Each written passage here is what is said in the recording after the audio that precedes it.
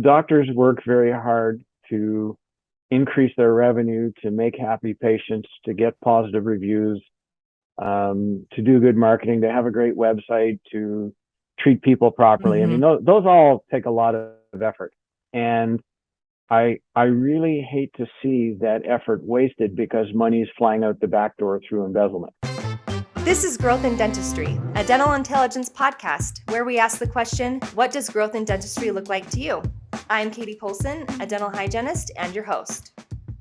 Welcome to another episode of Growth in Dentistry. I'm Katie Polson, and today we are starting a new series this month. We're talking about, in the beginning of September, it's possible that you might noticing some downtime. This recording is going live in September, so hopefully not. Hopefully you're avoiding the September slump, or what we lovingly call September. But if you are, I thought that we would, one of the things that came to my mind, and we'll talk about it in the next couple episodes, is beefing up your security in your practice. Because if you've got some downtime, what better time to then think about the things that maybe you have been putting on the back burner. So today, I've got a really exciting guest. He did a CE core on-demand CE course that we'll introduce you to a little bit later. But before we get started, for those of you that are first-time listeners, thank you for tuning into our show. This is a podcast that the goal is to give you 30 minutes of actionable advice on your way to drive or to or from work. And we're grateful that you're listening today. If your Facebook is the place that you like to hang out, there's a dental intelligence podcast community that we love to have you join if you are a data nerd or a dentist nerd, or either or neither or all of them. And then if you are an active listener, if you would go and rate and review this podcast, we would love to be able to hear from you. And if you're not a current customer and want to be one with Dental Intelligence, we have offer for the listeners to our show. If you go to get.dentalintel.com/podcast, you will get $50 when you complete a demo. And that link will be in our show notes. So with all of that housekeeping set aside, I want to introduce to you David Harris. We did the CE and I was blown away. And then we were talking about security and I was like, we should just have him on for a 30-minute, small digest. So welcome to the show. Good to be with you, Katie. Yes. Tell us a little bit about yourself and how you ended up in dentistry and also security and embezzlement. It's a really weird combo. I mean, I thought my combo with dental hygiene and communication was weird, but I think yours is a little bit more weird than mine. No, I think hygienists are natural communicators, and That's true. you're But just kind of taking it one step further, yeah, right? I mean, yeah.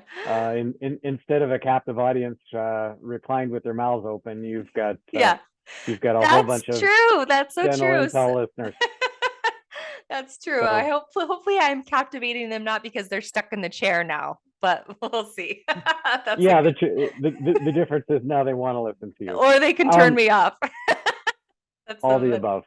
So I'm the CEO of a company called Prosperident, and Prosperident has 25 people or so, and we basically do one thing: we work with dentists to protect them against embezzlement.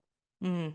And by embezzlement, I mean staff typically, but it could be somebody else stealing from the doctor. And how did I get here? I'd like to tell you that I had this master plan and I followed it. The real story is a little bit different. I've spent most of my life in investigation, but it actually started as a bit of a rotten apple in my teens. Mm. Got the early eviction from high school and ended up joining the army because it sounded much better than my other choice, which was jail. And kind of flourished there and ended up with a decent education that the taxpayer paid for. And when my army time was done, I went to work for a bank. I lasted a couple of years and I got very frustrated and I quit. And then we're going back a little ways now. In 1989, I was sitting at home watching TV, actually just about this time of year. And my phone rang and it was a guy who had been in high school with me for my very short visit there, who was now a dentist. And he said to me, I think my front desk person's stealing and I don't have anyone else to call. Oh my goodness. And this guy caught me at the exact right moment. I was bored silly and trying not to think about the future. So I said to him, sure, I'll come over to your practice tonight after you close and we'll sort out what's going on. So I went to his practice. Now this, Katie, was before practice was computerized. So it was the old pegboard system that was kind of the antecedent of practice management software. Yeah. And it was pretty easy to see what she was doing. And within a couple of hours, I had a pretty good picture and I filled my friend in. And he thanked me and he asked me if I'd come back the next morning to help him fire this woman because he didn't want to face that one on his own. And I said, sure, because I knew I'd be as bored tomorrow as I was today. And so I came back to the practice. I helped him fire her. My friend promised to buy me dinner. That hasn't happened yet, but you know, who remembers stuff like that? And I kind of walked away thinking, well, that was interesting, but I didn't really see a career for myself. Well, 2 weeks later, lightning struck. And what happened was I had an appointment at my own dentist office for a filling. And imagine for a second what went through my mind. I had my hand on the front door and I was about to go in. And I looked through the glass panel in the door, and sitting at his front desk was the same woman I helped fire 2 weeks before. Oh my goodness. What I said was a little bit less polite than that. And I sprinted to a payphone because in those days, a cell phone was like the size of a briefcase. Called the practice, used a little bit of trickery to get put through to the doctor, and told him about the time bomb ticking away at his front desk. And he hired me. Oh my goodness. That was my first paying client. Oh my gosh. And now, 33 years later, we're a lot bigger. We're a lot more advanced in what we do, but we still get the same kind of rush when we see what's going on and we put one of these people in jail.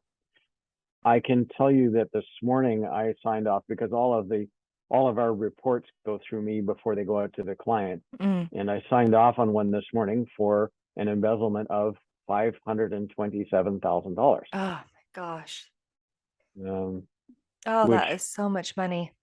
It is so much money, and it won't be the only one I sign this year, probably, and that exceeds $500,000. Oh man. Well, that is such an interesting story. I love how you got into it, and almost in gratitude for that lady who got another job at your dental office. What would have happened had that not happened? I mean, really, that's who would have known? Who would know? Who knows? I might have been the greeter at Walmart. Yeah. Well, we're grateful that if only I had a little more personality.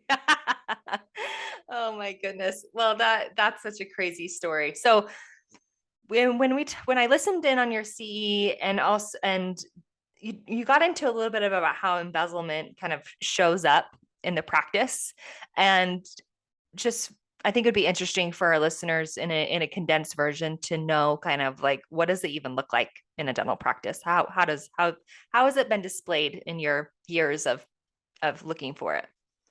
It kind of shows up in two places, and one of them is some kind of financial anomaly.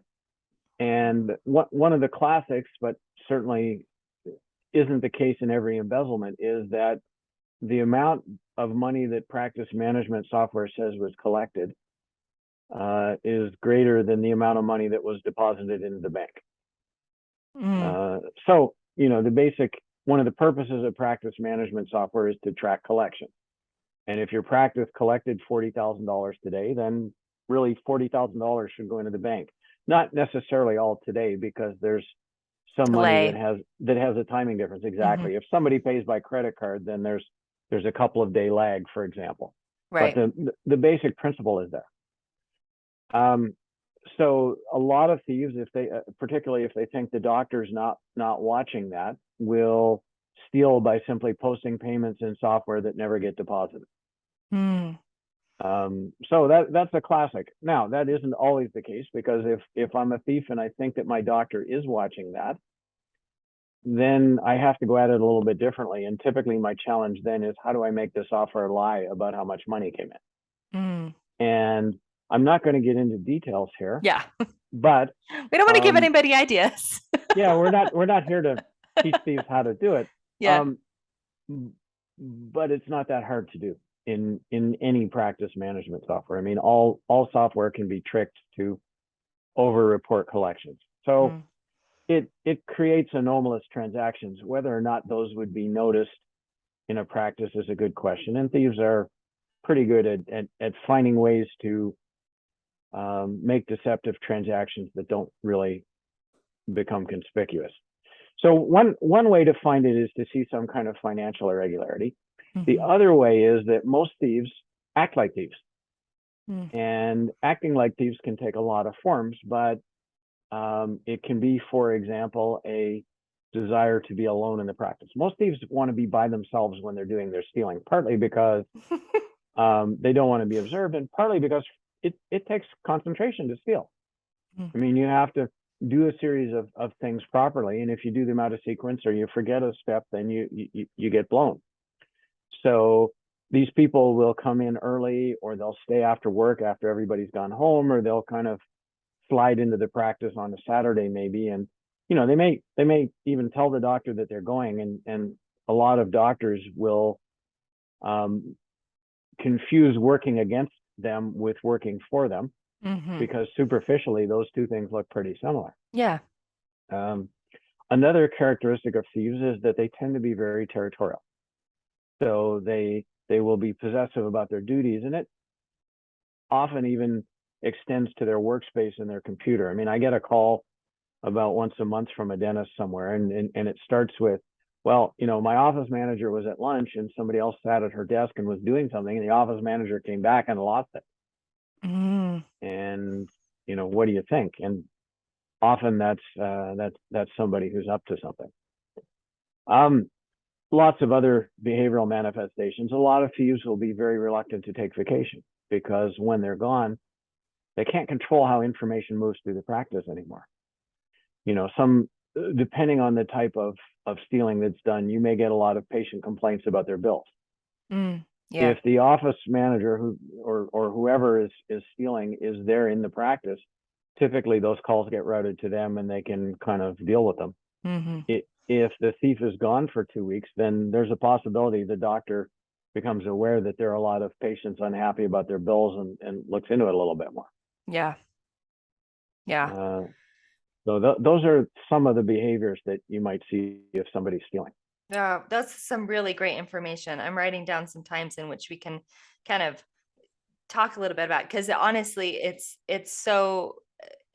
such great information, things to think about. Like, you don't think about like, oh, my office manager just really loves it here.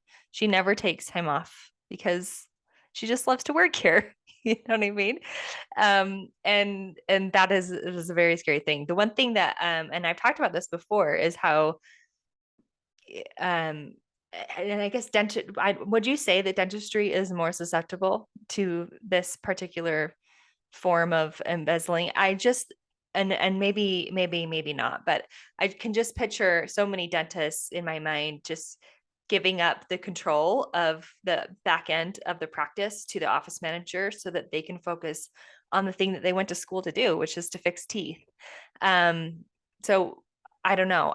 Is dentistry more susceptible?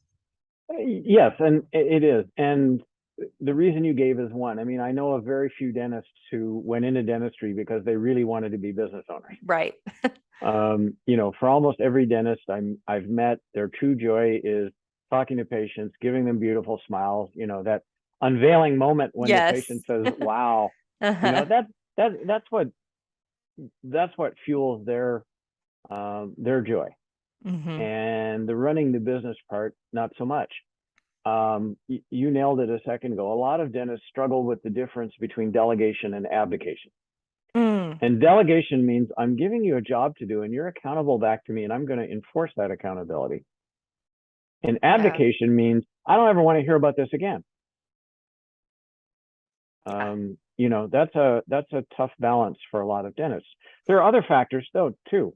One thing that differentiates dentistry from most other businesses is the existence of a third-party payer, which really diminishes the amount of interest that patients have in what their dentistry costs. So let's use the extreme case of a patient who has dual insurance, which basically means dentistry is free. If you are that patient, how much time do you spend looking at EOBs? Right. Yeah. Absolutely none. This doesn't cost me anything, so it doesn't matter what it, I don't really take a lot of interest in what my insurance company's paid for my dentistry that was free to me. So third party payers really facilitate this as well. Right. Yeah. And just even adding in the time lag of when the insurance pays from when it hits the account to, how much they pay, I can just see the multiple layers of opportunity for someone to take funds. Yeah. When I started in 1989, dentistry was a much simpler business. Most dental practices didn't take credit cards. There was no such thing as an ACH transfer. And for the audience, ACH means automated clearinghouse. And that's when an insurance company puts money into the doctor's bank account. Virtual credit cards, which are how some insurance companies want to pay, and by the way, is the stupidest way to get paid for dental work, didn't exist. In those days, the payments came in by cash or check. The doctor typically carried the whole thing to the bank. And at the end of the day, you knew if you balanced or not. You knew if your collections equaled your deposit. Well, you can't know that anymore because of the time lag and from things like credit card payments. And even worse in a lot of cases are those ACH payments I mentioned. So again, this is where an insurance company deposits money to the doctor's bank account. And the timing sequence there is reversed. In other words, the money's in the account typically before the office gets the EOB that they need to post it to practice management software. Right. So you have a lot of things going on where there's either an advance payment or a deferred payment, and it makes it very tough for a poor dentist who's trying to sandwich this between patients to really know if they balanced at the end of today or not. Yeah. So we got to what this kind of, we're kind of going to meander a little bit because we're kind of at the point now where like, okay, well, what do we do? Like, what do dentists do? What are some common opportunities that they can do to fix this? Because many of them don't want to go back to 1989 or 90 and manually count their bills by themselves in their closets, right? Like what do they do so that people don't steal from them? Well, the first thing is that day-end balancing must be overseen. In other words, if I'm a dentist and I have an office manager and the office manager at the end of the day tells me that today balanced, if I just nod my head and go home, that's abdication. So it needs to be confirmed. Now, that doesn't mean, Katie, the dentist has to do it personally. There are lots of people out there like bookkeepers. Maybe you have a spouse who wants to do it. Maybe you have a child in college who's looking to earn some extra money, who can do the balancing for you. But it has to happen. If you don't oversee the balancing, then the dumbest, laziest thief on the planet can successfully steal from you. Yeah. As soon as you oversee that, now it's back to what I said a few minutes ago. You need to make the thief needs to make the practice management software lie about collections. And it can be done, but that's a little more challenging. And that instantly rules out the bottom quartile of thieves. Right. Because most people are just looking for an easy way to do it. Yeah. They're looking for an easy way to do it. So if that oversight doesn't happen, you have opened the door to anybody stealing from you. Yeah. And that's probably best. I mean, I remember, gosh, my first job out of high school, I worked at American Eagle. And when we closed the clothing store and when we closed up, both of us would have to count to the same, about like there was two people, right? And it's probably best practices. We just don't think about like, well, that's their job. And typically everyone's just trying to get out and there's one assistant that's there and the office manager and the dentist, and everybody's just doing their own thing so they can go home. Yeah. And Yeah. everybody's in a hurry at the end of the day. And especially if, you're running a bit behind, then it's all, it's very tempting to just kind of throw the whole thing in a drawer somewhere and say, I'll get at it later. The second thing that a dentist needs to do is they need to do a little bit of vigilance to make sure that what has been entered into their practice management software is accurate. Because you can do all the checking you want, but if it's against incorrect data, it's meaningless. So what that means is your software prints a report at the end of every day. It has different names in different software. It's a day sheet or a day end report or a summary report or something. Yeah. But there's a report for the end of each day that lists, here are your fees, here are your payments that were received, and here are the adjustments that were made. And every dentist needs to review that before they go home. In fact, I think what really should happen in an office is each producer should review their own report. So if you're a hygienist, you review what happened in your chair. Yeah. If you're an associate dentist, you review what happened in your chair. And if you're the practice owner, you look at your own work plus everybody else's. And, Yeah. does it make sense? Did the copays that were copays collected today? Or did we let people walk out of here owing money? Because as soon as somebody walks out without paying their balance, collecting it becomes progressively harder and more expensive. Were people reappointed the way they were supposed to be?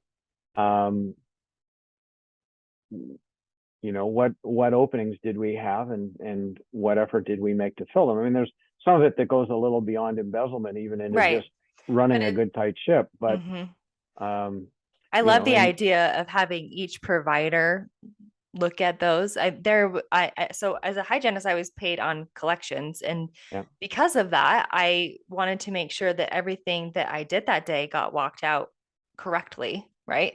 And I would look at that every day. So many times there would be something that either we charged the patient that we didn't end up doing, but it was on the schedule, or it was opposite, right? We had not charged them. And so even just that, right? Yeah, even just getting paid what you paid for what you should do or what you did that day is incredibly helpful. Absolutely. And let's face it, the CDT codes are pretty close together. So the difference between a 2-surface filling and a 3-surface filling is one digit in one column of the CDT code. And that can be $100 that just vanished into thin air because somebody entered a 2-surface composite when you did a 3. Yeah. So there are lots of other reasons for looking at this, but you have to do that if you kind of assume that what everybody in your staff of 12 recorded today was correct, and you don't at least take a cursory look at it.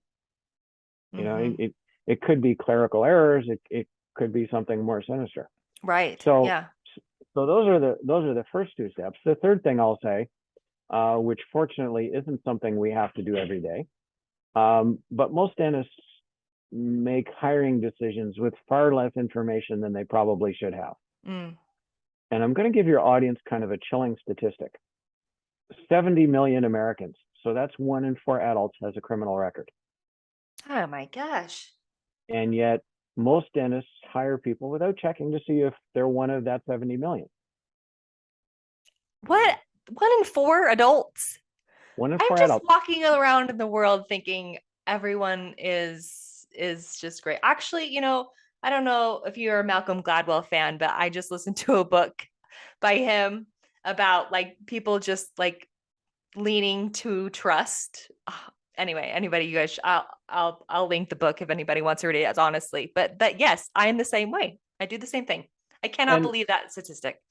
To be clear, not every one of those criminal records would stop me from hiring somebody. Right. In other words, if somebody got arrested for marijuana possession 20 years ago when they were in college, that's a criminal record. But in probably almost half the states, marijuana is legal now, and yet when they legalize marijuana in a state, they don't go back and expunge the criminal records of people who got caught before. So that one probably wouldn't bother me. On the other hand, check fraud 2 years ago or child molestation or something, that's an absolute showstopper.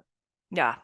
Right. So, and one thing I hear now, and we're recording this in 2022, when we're after kind of the great COVID retirement, and everybody's complaining that it's hard to find staff. And I hear dentists say a lot to me, but I'll post something on Indeed and I'll only get 2 applications. So what's the point in doing any kind of screening? And what I tell them is a shortage in the workforce may cause you to compromise your standards. I understand that, but you still need to know by how much. In other words, I don't care how few employees there are out there, you would never knowingly hire a child molester to work in your practice. And yet, unless you do that basic check, and there are a lot more steps, Katie, to good hiring than doing a criminal records check. I'm really using that as an example of a bigger phenomenon. We need to speak to former employers, for everybody who somebody's worked for at least the past 5 years. We need to look at somebody's behavior on social media, because that's a great way to learn about them and to find out how they conduct themselves. One basic thing that most wouldn't occur to most dentists: when you're interviewing somebody, check their identification. So before I hire you, Katie, I just need to see a government issued photo ID and 2 secondary pieces of identification. Because one of the truisms here is that we can investigate the crap out of somebody, but if we're investigating the wrong person, it's pointless. And can people forge identification? Of course they can, but most people who have a forged ID won't also have the secondary. By secondary ID, I mean things like library card, gym membership, credit card. I'd accept almost anything, student card, but very few people with forged ID do the secondary stuff as well. So even if you're prepared with a fake driver's license, I'm probably still going to catch you when I do this. That is so that's so fascinating, and also very pertinent right now, because when we've been talking about the labor shortages for over a year now, I feel like, and 100% people are changing their standards maybe of what they were willing to hire before. Of course. And so those are really good, important things to think about. One thing I want to back up a little bit before I ask you this last question that I ask everyone and that comes onto the show is, I had the thought of when we were going through and having each provider go through and the adjustments is the miscellaneous adjustments. I think a lot of practices might have a way for someone to write off whatever, and they use a miscellaneous adjustment code. It just dawned on me that maybe that might be a really easy way for someone to take money. I don't know if there's any other practices out there like mine that kind of use that, were guilty of using that code at one point, but. And what you need to do as a practice owner is first of all, have the proper setup in your practice management software, and second, force your staff to use it. So we need specific adjustment categories that cover the various types of adjustments that we make. And when you start enumerating the adjustments you could make, to me, you need an adjustment code for each PPO that you're in. So you have an adjustment code for Delta, you have one for Humana, you have one for Cigna, and so on. And the point of that is, sooner or later, every practice is faced with the same decision. Do we go out of network with somebody? And the only way you can really make that decision is to be able to corral the specific discounts for that plan. So you can't just have PPO adjustment. We need to break it down by insurance company. And then you have some other categories of adjustment. For example, you have what I would call the professional courtesy adjustment. So this is maybe you're treating the child of the orthodontist you refer to, and you give them a break, or the doctor's brother-in-law, or whatever. So you have a category of kind of friends and family discount. And then the other category that makes sense is what I would broadly call service failures.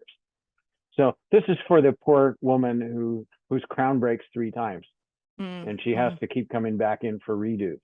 Right. And by the 3rd time around, you're giving her the crown, and we'll throw in some tooth whitening, and maybe do your nails at the same time, Yeah. Right. because you feel so bad. But again, you want to be able to isolate service failures, because that's obviously a place where somebody in the practice, which might be the doctor, let somebody down, and that's something we want to isolate and talk about at You staff can meetings. also isolate like materials that you're using, right? You can go back through all your service failures and say, this is when we started using XYZ resin or whatever. Yeah. Exactly. Yeah. So again, you want to segregate those from other adjustments.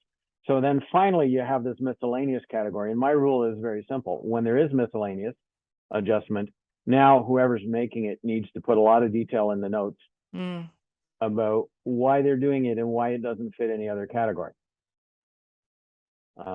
Because you're absolutely right. Those are the ones that where people tend to bury stuff. And as soon as you make them start documenting them, they don't see that as nearly as much of an opportunity. I mean, if your practice has 150 miscellaneous adjustments this month, it's easy for a thief to slide in a few extras. Right. Yeah. On the other hand, if your practice has 4 and they all have very extensive documentation about what happened, the chance that somebody's going to try to slide one in there is pretty small. Yeah. So I think, what I take away from that conversation is your miscellaneous adjustments there really should not be very many of them in a month. And when they are, they should be highly documented. Yeah. The doctor, and the doctor should make a habit when they see a miscellaneous adjustment come across on the day sheet of going to the notes, reading them, making sure they understood what happened and that it makes sense to them. And, deciding whether they want to have a further conversation with the staff member. But in my mind, if you set up there's only a certain number of categories of adjustment. Right. And if you set up the proper categories and you use them, those miscellaneous things should really be kind of once in a blue moon. For a few. Yeah. Great. Thank you for answering that question for me. I had it ticking in my mind thinking, I wonder how many people do that, because I know we at one point were doing a lot more of that than we probably should have. So, all right. Well, we ask this question to every single person that comes on the show, because growth means something different to everybody. And so what does growth in dentistry mean to you? I'm so excited to hear your answer from your perspective. Well, from my narrow, I'll give you 2 answers, and I'll give you the narrow embezzlement perspective first. And the embezzlement perspective is very simple. Doctors work very hard to increase their revenue, to make happy patients, to get positive reviews, to do good marketing, to have a great website, to treat people properly. I mean, those all take a lot of effort. And I really hate to see that effort wasted because money is flying out the back door through embezzlement. And it's kind of like trying to pump up a bicycle tire that has a hole in it somewhere, and you can pump really, really, really hard, and the tire never gets to where you want it to. So that's the narrow perspective.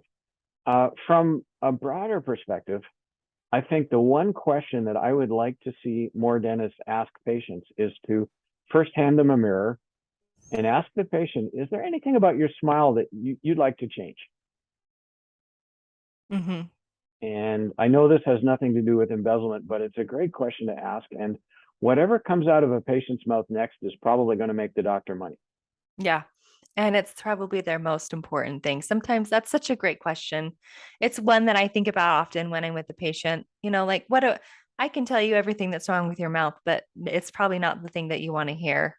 So like, what's your priority? I love that question. What would you like to change? And let's move the conversation, because a lot of dentistry is about restoration or prevention. And the third place is, of course, improvement. So somebody says, well, I don't like my canines, they stick out too far or whatever. Okay, let's have a conversation about what we could do about that. And that's one thing. I love it. The other statement that any doctor can go far with is, if it were my mouth, here's what I would do. For sure. You Yeah. know, or this is what I would want in my mouth. You know, and that has a lot of influence on patients. Yeah. I love those two. As an avid communicator, I love those two questions. Yep, they're open-ended, amazing questions. Thank you so much for sharing that. David, it's been a pleasure to have you on. And for those of you that are wanting to hear more, I highly recommend I'll put the link in our show notes. We have an on-demand CE course.